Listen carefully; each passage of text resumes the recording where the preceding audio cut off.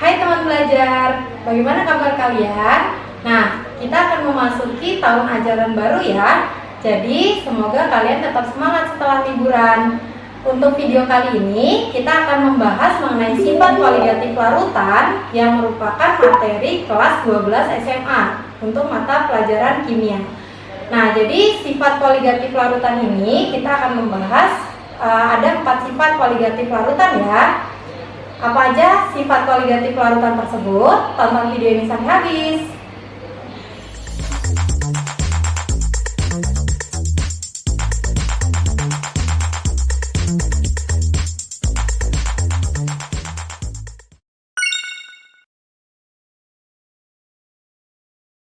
Sifat koligatif larutan adalah sifat fisik larutan yang bergantung pada banyaknya partikel zat larut dan tidak bergantung pada jenis zat larut. Sifat koligatif larutan ini ada 4 macam. Yang pertama ada tekanan uap jenuh atau penurunan tekanan uap jenuh. Yang kedua ada kenaikan titik didih atau delta TB. Kemudian yang ketiga ada penurunan titik beku atau delta TF. Kemudian yang keempat ada tekanan osmotik atau V. Nah, kita akan bahas contoh soal berikut ini ya. Sebanyak 90 gram glukosa Mr 180 dilarutkan ke dalam 90 gram air. Hitunglah penurunan tekanan uap jenuh air jika tekanan uap jenuh air murni pada 20 derajat Celcius sebesar 18 mm Hg.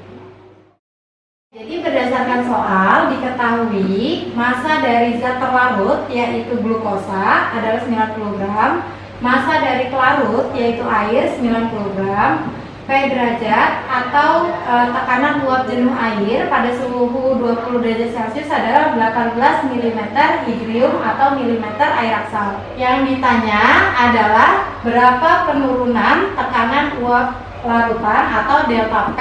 P-nya ini dari kata pressure atau tekanan uap. Nah, rumus mencari delta P adalah P derajat dikali XT. Nah, XT ini adalah fraksi mol dari zat terlarut. XT terlarut ya.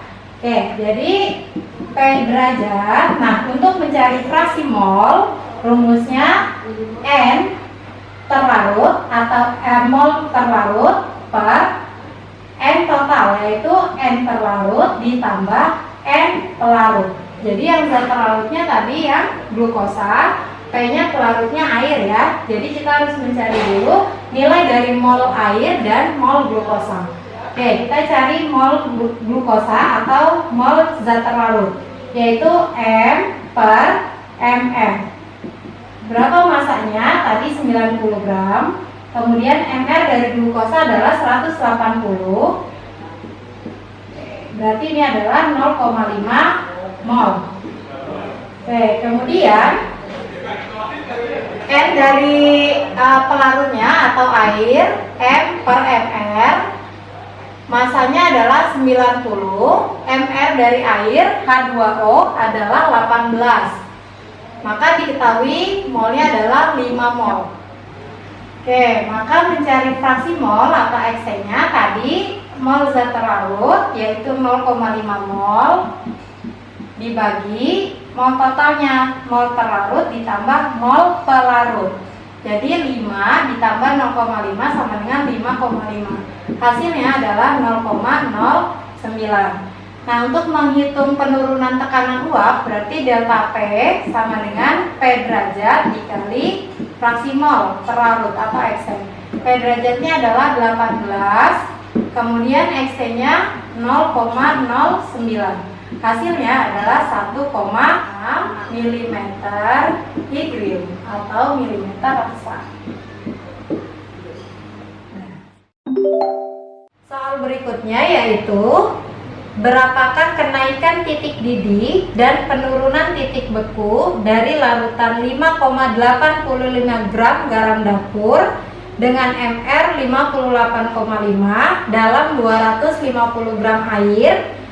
Nah, diketahui untuk air Kb-nya adalah 0,52 dan Kf-nya adalah 1,86. Oke, nah dari soal kita bisa menulis yang diketahuinya, yaitu garam atau garam dapur dengan rumus kimianya adalah NaCl. NaCl ini apabila dilarutkan ke dalam air, dia akan mengalami ionisasi atau terurai menjadi ion-ionnya, yaitu Na plus Cl-.